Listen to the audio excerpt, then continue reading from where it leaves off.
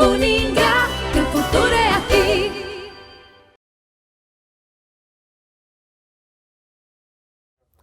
Olá, alunos! Estamos na nossa última aula de gestão de custos. Vimos vários conceitos, vários assuntos, várias ferramentas. Hoje a gente continua falando um pouquinho sobre o preço de venda, né? Vamos analisar uma forma correta de montar esse preço de venda, entre várias que existem.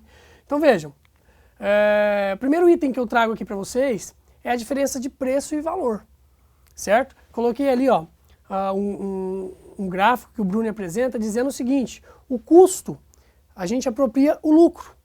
E o lucro a gente forma então o nosso preço, só que sobre o preço a gente tem que ter um valor, né? O nosso consumidor precisa enxergar ali algum benefício extra sobre esse preço. Vejam a diferença ali, ó, que no preço eu coloquei benefícios extras e o consumidor vai enxergar o valor como uma forma maior, né? O que vai fazer o nosso consumidor adquirir esse preço, esse produto? Certo? Não é só o preço, ele precisa enxergar que tem uma vantagem para ele, porque se for só o preço ele vai na concorrência. Então é muito importante essa diferença.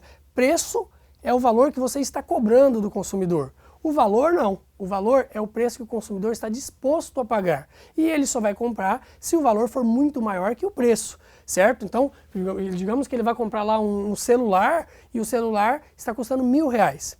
Desses R$1.000, ele fala, bom, esse celular eu pagaria até R$1.500, certo? Então ele compraria o produto. Bom, existem vários métodos ali de precificação abordados por vários autores. Dentre eles, nós temos baseado em custos, baseado nas decisões das empresas concorrentes e com influências do mercado. Cada um desses itens aí podem ser utilizados na formação de preço. Vamos ver aqui o markup, que é uma ferramenta muito utilizada e que fornece um preço de venda de forma exata para você pagar todos os gastos, todas as despesas e ainda sobrar o lucro necessário, o lucro que a empresa almeja obter. Então vejam, o markup é um índice aplicado ao custo para a formação do preço de venda do produto ou serviço. Nós vamos pegar os gastos, incluir um índice em cima dele e esse índice é que vai fornecer o nosso preço de venda.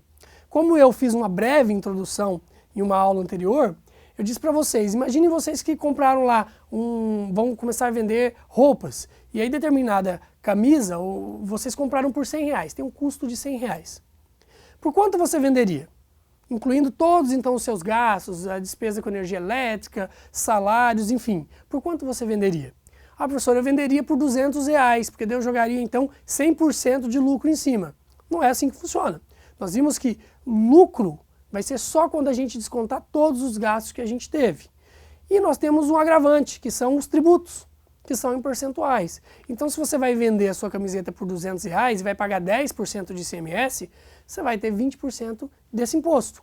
Ah, professor, então eu já vou vender por R$300. Tudo bem, mas 20% de R$300 também é outro valor. Conforme você aumenta o preço de venda, os tributos também serão outros. Então eu preciso saber por quanto eu preciso vender para que sobe realmente um lucro que eu queira, que a minha empresa tenha em determinado produto.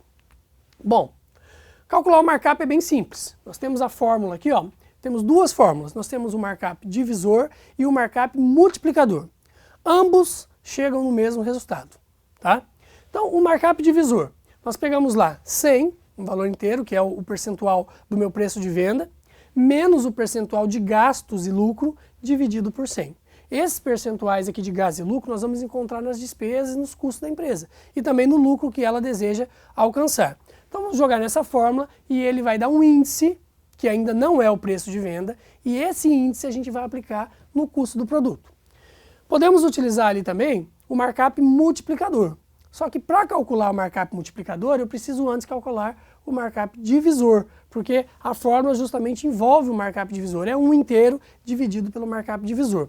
Vejam, pode utilizar qualquer um dos dois, fica a critério, certo? Claro que se estiverem fazendo uma prova, um concurso, enfim, algum teste, né, externo, pode ser que exija-se o cálculo do markup multiplicador. Aí você vai ter que saber fazer os dois, calcular o divisor, para aí depois calcular o multiplicador. Vamos ver um caso prático aqui, ó. Como calcular o markup? Suponha que determinado produto tenha como percentagem das vendas. Então, o preço de venda é 100%. é o valor que a gente está tentando alcançar. ICMS da venda, 18%. PIS, COFINS, 9,25%. Comissões, 2,5%. Despesas administrativas, de 6%. E um lucro antes do imposto, de 20%. Alguns itens aqui, se a empresa está começando, vai ter que ser uma previsão. Então, olha, eu quero que a despesa administrativa fique em 6%. E depois você vai fazendo um ajuste conforme as operações da empresa vão acontecendo. Tá? Então, veja, para jogar na fórmula, eu preciso somar esses percentuais. Eu somo, então, a partir do ICMS ali, todos os percentuais, e cheguei aqui, que está destacado em vermelho, o valor de 55,75%. Certo? Bom, o markup, ele ficou, então, 100 menos 55,75 dividido por 100. Deu um markup divisor de 0,4425. Certo? Este índice aqui é o índice que você vai aplicar sobre o custo para montar o teu preço de venda. Se nós fôssemos calcular o markup multiplicador, teríamos ali, o markup multiplicador é igual 1 dividido pelo markup divisor, que deu lá 2,2598. Aí, claro, o markup divisor, nós pegaremos o custo e dividiremos por ele. No caso do markup multiplicador, nós multiplicaremos pelo índice que nós achamos. Os dois, nós teremos o mesmo preço de venda.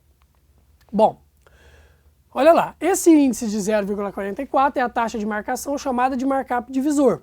Se aplicássemos este markup a uma mercadoria cujo custo é de R$1, vejam o que aconteceria. Nós temos lá preço de venda de R$1, dividido pelo markup divisor, nós temos lá 2,26. Esse seria o preço de venda que eu deveria utilizar para pagar todos aqueles gastos e ainda sobrar o lucro que eu estou esperando. No caso do markup multiplicador, eu pegaria R$1 de custo e multiplicaria pelos 2,2598 para achar também 2,26. Vejam que estes gastos que nós temos aqui é o que a gente está procurando um preço para pagar e ainda sobrar um lucro de 20%. Eu coloquei ali lucro antes dos impostos, porque nós ainda temos o imposto de renda e talvez a contribuição social para pagar depois que a gente achar esse lucro. Pois bem, com o preço de venda de 2,26, nós vamos tirar a prova real para ver se realmente esse preço ele condiz com a realidade, se eu de fato vou conseguir pagar todos os meus gastos e ainda vai sobrar os 20% de lucro. Fiz aqui uma DRE simplificada, né, uma demonstração de resultado, e aí nós colocamos lá o preço de venda, vendendo uma unidade, 2,26. Custo, R$1. O exercício passou lá para nós que o custo era de R$1. E aí nós temos os percentuais de gastos, nós temos lá o ICMS de 18%, o PIS de 9,25% e assim por diante. Né? Então, todos esses percentuais foram aplicados sobre os R$2,26, que é o preço de venda. Pois bem, quanto sobrou ali? 0,45 centavos. Esses 45 centavos são exatamente os 20% sobre o preço de venda de 2,26. Voltando aqui no slide anterior, o lucro que a empresa desejava alcançar era 20%. Ela só não sabia qual era o preço. Ela tinha um produto de custo de R$1, tinha uma série de itens, de despesas e gastos que ela precisava pagar e ela queria que sobrasse 20%.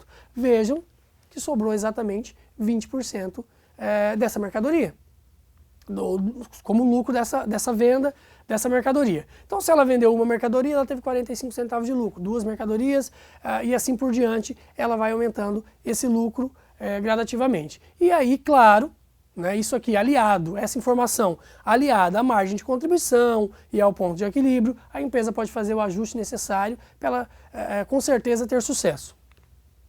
Bom, markup definindo lucro sobre o custo.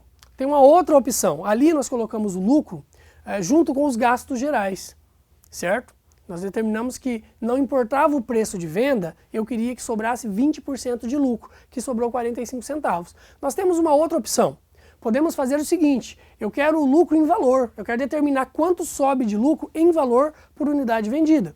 O que eu vou ter que fazer? Eu vou jogar na mesma fórmula. Certo? Vou utilizar a mesma forma do markup. Só que antes de eu aplicar o markup, eu tenho que incluir o preço, o lucro que eu desejo. Vejam lá, ó. O importante é formar um preço cujo resultado seja suficiente para pagar todos os gastos e ainda gerar lucro. Então a empresa, ao invés de incluir um percentual de lucro desejado, juntamente com os gastos variáveis, pode determinar um lucro sobre os custos. Para isso, é necessário determinar o preço com percentual de lucro que se deseja sobre o custo, ao invés de acrescentar o percentual esperado do lucro na definição de markup. Olha o exemplo, nós temos os gastos, eu não incluí aqui agora o custo, o lucro desejado, certo? Nos percentuais, porque está dizendo aqui, a empresa almeja um lucro de 50% sobre os custos. No caso deste produto, o custo é de R$1.000. Então a empresa quer que para cada venda que ela faça desse produto, sobre para cada unidade um lucro de R$500. Vejam como é simples. Calculamos o markup, igual 100 menos os percentuais de gastos que nós temos lá, achamos um markup de 0,6275 e um multiplicador de 1,5936 e vamos aplicar ao custo. O detalhe aqui está antes de aplicar o markup. Como nós não temos o custo, o lucro no mesmo, nos gastos lá gerais, para calcular o markup, nós vamos incluir o lucro agora. Então nós temos lá ó, o preço, que é igual ao custo mais o lucro desejado vezes o markup, certo? Então nós temos lá R$1.000, que é o custo do produto, mais os R$500 que a empresa deseja de lucro, vezes, no caso ali eu utilizei o markup multiplicador, vai dar um valor de R$ 2.390,40. Então se a empresa vender este produto por R$ 2.390,40, no final, depois que ela reduzir todos os seus gastos, vai sobrar os R$500 de lucro. Assim, como eu fiz a DRE, vocês podem verificar aí no material de vocês que vai sobrar os R$500 de lucro. Bom, então, algumas observações aqui sobre o markup. Ao considerar o custo do produto, o mesmo deve ser pelo custo de reposição, à vista em a moeda corrente. No caso do preço ser calculado também a prazo, a gente tem que fazer essa alteração. Daí tem um tempo, né? O custo do dinheiro no tempo. Coloquei, ó, neste caso o preço calculado também será à vista. Se for a prazo, a gente tem que fazer o ajuste. No caso de vendas a prazo, faz necessário incluir as despesas financeiras, os juros. Se o critério de custeio utilizado for o variável, deve-se acrescentar um markup, um percentual para cobrir os custos fixos. Porque vocês lembram que no custeio variável, os custos fixos são lançados somente como despesa. Eles são praticamente desconsiderados. Então a gente tem que lembrar desses custos. Se os vendedores possuírem vínculo empregatício com a empresa, deve-se incluir na comissão os encargos trabalhistas como o INSS e o Fundo de Garantia. Certo? Tem que lembrar que tem uma carga trabalhista em cima do salário dos vendedores. Então se você vai pagar uma comissão para ele, não é só 3% de comissão que você vai incluir no preço. Tem a carga trabalhista, ele vai receber férias, 13º, FGTS, INSS, tudo isso tem que incluir caso o vendedor tenha vínculo com a empresa. Os tributos a considerar são os incidentes diretamente sobre a receita, como o ICMS, o PIS, o COFINS e o ISS. Os tributos que não são calculados diretamente com a receita, eles não devem ser incluídos. O lucro desejado pode ser expresso de várias formas, dentre elas tomando como base o capital investido ou o custo de oportunidade. Isso aqui quem dá essas dicas é o Eliseu Martins, tá?